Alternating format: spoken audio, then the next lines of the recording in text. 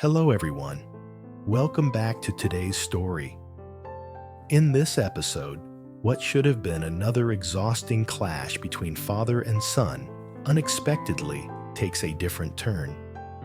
After months of arguments, tears, and endless pressure, James prepares himself for yet another confrontation with his father about marrying Diep. But this time, instead of anger, something surprising happens. Mr. Sun, who once swore he would never accept Diep, finally begins to soften. With Mrs. Huyen reminding him of the sacrifices they made in their own youth, he starts to realize that he may have been standing in the way of his son's happiness. Stay until the end, and don't forget to subscribe to help us reach 10,000 subscribers. Your support means the world to us. The phone rang right in the middle of James's meeting, its sharp vibration cutting through the quiet room. He glanced at the screen. Dad. A knot tightened in his stomach. He pressed accept. Mr. Sun's voice exploded through the speaker, loud enough that even the staff outside probably heard it. Is the branch company handling their tasks properly? James straightened slightly in his chair. Yes, Dad. I already checked in with the team this morning. But as always, the business question lasted barely a second before his father swerved to the real topic. So, have you finally dropped the idea of marrying that girl Diep and raising that child of hers? James closed his eyes. Here we go again. She isn't that girl, Dad, he said carefully. And the child isn't hers. We already verified the papers with the commune office. Everything is clean. Mr. Sun snorted. Clean? You trust their words? Who knows? Maybe she had the kid before she even finished growing up. Or maybe she adopted someone's child just to hide something from us. James gripped the phone so tightly, his knuckles turned white. Outside the glass windows, dark clouds drifted in, swallowing the last bit of sunlight, just like every conversation with his father lately. Dad, he said, trying to keep his voice steady, if you met the girl, even once, you'd understand. She's sweet, she's gentle, she's been through enough already. And Diep, she loves her. I've never seen anyone love like that. Love won't pay the bills, Mr. Sun snapped. And I'm not forbidding anything, but I'm not accepting it either. Before James could respond, the line cut. His father had hung up. The phone slipped onto the table, the dry crack echoing like a door slamming on the future he wanted. Around him, the meeting room blurred. Papers scattered across the table rustled slightly as the air conditioning hummed. A junior staff member rushed forward to gather them, but James barely noticed. He was stuck in the same loop, trying to convince his father that Diep wasn't a burden. She was strength. She was love. She was everything he'd ever wanted. He clenched his fist so hard, his nails dug into his palm. A thin line of red appeared, but he didn't feel it. All he felt was the exhaustion of fighting a battle that never seemed to end. Meanwhile, in the family's spacious living room, sunlight bounced off the giant crystal chandelier, scattering cold gleams across the marble floor. Mr. Sun paced back and forth like a restless beast, his steps heavy, his breath sharp. Diep was married when she was barely a teenager, he barked, as if someone had accused him. And then she suddenly adopts a child that looks nothing like her. How do you expect me to believe that story? Across from him, Mrs. Huyen sat tall and poised, her back straight despite the tension tightening her shoulders. Her voice came out steady, though her eyes carried a storm of emotions. "You're not using reason," she said quietly. "You're using fear.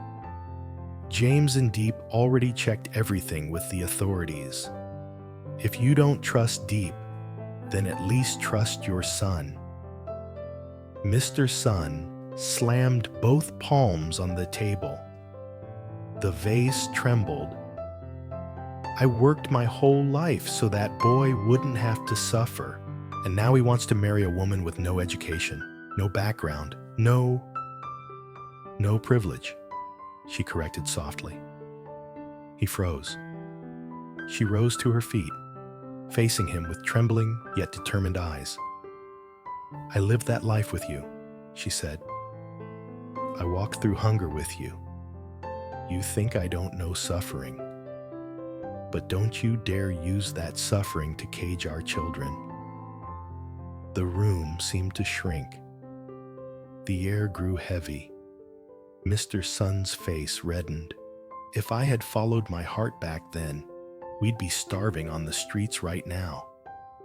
And yet," she whispered, stepping closer, "you buy me houses and cars, expensive jewelry, everything money can buy, except empathy for your own son." He spun away from her, reached for the door, and slammed it so violently the doorknob rattled.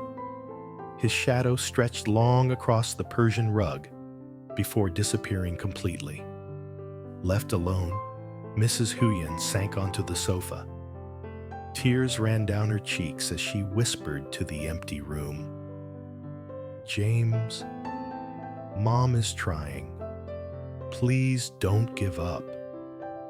Hours later, the growl of an off-road vehicle climbed a mountain path where the wind carried the scent of fresh, wild grass. James parked at the top, dust swirling around the tires, and came around to open the door for Diep. The hill breeze was cool, brushing softly against their cheeks. Below them, the small village nestled beneath the sunset looked like a painting. Red roofs glowing, thin trails of cooking smoke winding into the air like soft ribbons. Diep stepped forward, eyes wide with awe. "I've never seen a place this beautiful," she whispered. James wrapped his arms around her from behind, resting his chin lightly on her shoulder. "I brought you here," he murmured, "because there's something important." She turned to him slowly, eyes shimmering with a mixture of hope, fear, and longing. The sunset washed both of them in warm crimson, the wind tugging gently at her hair. James could feel her heartbeat fluttering through her thin blouse, steady, fragile, and inexplicably strong at the same time. He took her hand. "Come with me." He led her to a flat rock at the edge of the hill, where the entire valley unfolded beneath them like a living tapestry. The sun hung half above the horizon, half buried beneath it, like a promise waiting to be spoken. Diep leaned lightly against his shoulder. "What is it?" she asked softly. James inhaled deeply, letting the scent of the soil and the wind fill his lungs. He wanted to forget the shouting, the tension, the fear of disappointing his father. All he wanted to remember was this: her warmth beside him, her hand in his, and the future he hoped to build with her. He turned to her, lowered to one knee, and opened a small velvet box. 2 simple rings gleamed in the fading sunlight. "It's not a new proposal," he said, his voice shaking. "It's me, finally doing it first, the right way, because you're ready, and I'm ready." Diep gasped, covering her trembling lips with both hands. Tears escaped before she could stop them. "I'm sorry," she whispered. "I rejected you twice before. I was scared. But now..." I can't reject you anymore. James gently slid the ring onto her hand. The metal felt warm, like it had been waiting for her. She lifted her hand, staring at the ring as if it were a star. "It's so beautiful," she murmured. "Thank you. Love." He stood, wrapping his arms around her in a fierce, overwhelming embrace.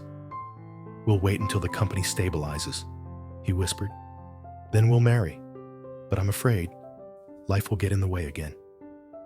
She took his hand, gripping it tight. "This time, even if it takes years, I'll wait." The wind carried their vows through the valley. One by one, the village lights blinked on, each one like a tiny star that had fallen to earth.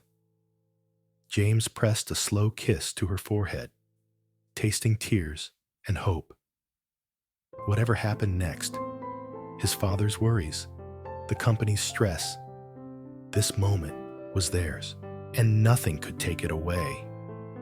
Couple rings glowed like twin stars on their intertwined hands, defying the darkness slowly rising around them. James didn't go straight home after leaving the hill. Instead, he drove aimlessly through the quiet streets, headlights slicing through the darkness. His father's voice kept echoing in his head, every harsh word, every doubt, every fear. But underneath all of that, another voice slowly pushed through. His mother's voice, calm, steady, asking him to trust that things could change. By the time he reached the family villa, the lights were still on. The living room glowed faintly with a warm golden hue. And through the window, he could see his mother sitting alone, her hands clasped tightly in her lap. She looked like she'd been waiting. When he stepped inside, she didn't stand immediately. She just looked at him, really looked, and her eyes softened. "James," she said, her voice barely above a whisper, "he'll come around." James sank onto the sofa beside her. For a moment, neither of them spoke. He could hear the clock ticking, soft and rhythmic, like a heartbeat trying to guide their scattered thoughts back into place. "Mom," he began slowly. "He won't accept her, no matter what I say." Mrs. Huyen shook her head. "He's stubborn, not heartless. And today, after you left, he started thinking, really thinking." James turned to her, surprised. "What do you mean?" She folded her hands neatly. "I told him the truth, not about Diep, not about the child, but about us." James stiffened. "Mom, you didn't—" "I did," she said, her voice firm despite the tremor beneath it. "I reminded him that our life wasn't built on perfect backgrounds or perfect choices. It was built on trying, failing, sacrificing, and still choosing each other. I told him he was letting his fears repeat the very things that once hurt us." James stared at his mother, not knowing what to say. He had never seen her speak so openly about the past, about the hungry years, the nights they slept under a roof that leaked, the days she sold anything she could find just to help him pay tuition fees. She continued softly, "Your father, he pretends he's made of stone. But today, after all those years, I finally heard him sigh the way he used to when he didn't know what to do." James swallowed. "And what did he say?" Her lips curved into a tired, gentle smile. "He said he needed time, and that maybe, just maybe, the problem isn't Diep at all. Maybe the problem is that he doesn't know how to let his son grow up." James exhaled sharply, relief and disbelief flooding his chest at the same time. It was the first time his father had ever admitted uncertainty. His mother reached out and squeezed his hand. Give him a little more time. He'll change. The next evening, the unexpected happened. James received a message from his mother. "Come home early today. Your father wants to talk." His heart dropped. He wasn't ready. Not for another argument. Not for another emotional blow. But he still went. When he stepped inside the house, his father stood by the dining table, hands behind his back, as if preparing for a negotiation instead of a family conversation. "Sit," Mr. Sun said. James sat. For a moment, the older man said nothing. He simply watched his son, studying him the way he studied business reports, looking for weakness, for strength, for truth. Finally, he spoke. "I thought a lot last night." James didn't interrupt. "I worked hard because I wanted you to have a better life than mine, not because I didn't believe in your choices." His voice caught slightly, as if each word cost effort. "But maybe I pushed too hard, and maybe I judged too quickly." James blinked. He had never heard these words from his father in his entire life. Mr. Sun cleared his throat. "I don't know Diep. I don't know her story. And that child? Maybe she isn't connected to us by blood. But if she's connected to your heart, then she's already part of this family." James's breath hitched. His father looked away for a moment, then back. "I spoke with your mother," he continued, "and we both think this. If the two of you are going to get married someday, then we should be the ones to help you prepare, not the ones to stand in your way." James opened his mouth, but nothing came out. His father lifted a hand to stop him. "I'm not saying we rush anything. The company is still unstable, and you're still young. But when the time is right, when the conditions are good, your mother and I will organize the wedding. Properly, respectfully, as it should be." The silence that followed felt unreal. Heavy, yet strangely gentle, like the weight of years finally lifting. James exhaled shakily. "Dad, thank you." Mr. Sun didn't respond immediately. He only nodded, eyes flickering with something James had never seen before. Uncertainty, maybe even humility. Then, with an awkward cough, he added, "Bring Diep home this weekend. I want to meet her properly." James stood abruptly and bowed his head in gratitude, his heart pounding uncontrollably. He could barely believe it. His father had actually changed. Diep was on the farm when James called her. The evening sky glowed orange as she finished tending to the small garden. When she heard his voice, her shoulders relaxed with relief. "James, everything okay?" He didn't answer right away. His voice sounded thick, like he was trying to contain something powerful. "Diep, my dad wants to meet you." She froze. "What?" "He wants to meet you," James repeated, almost laughing with disbelief.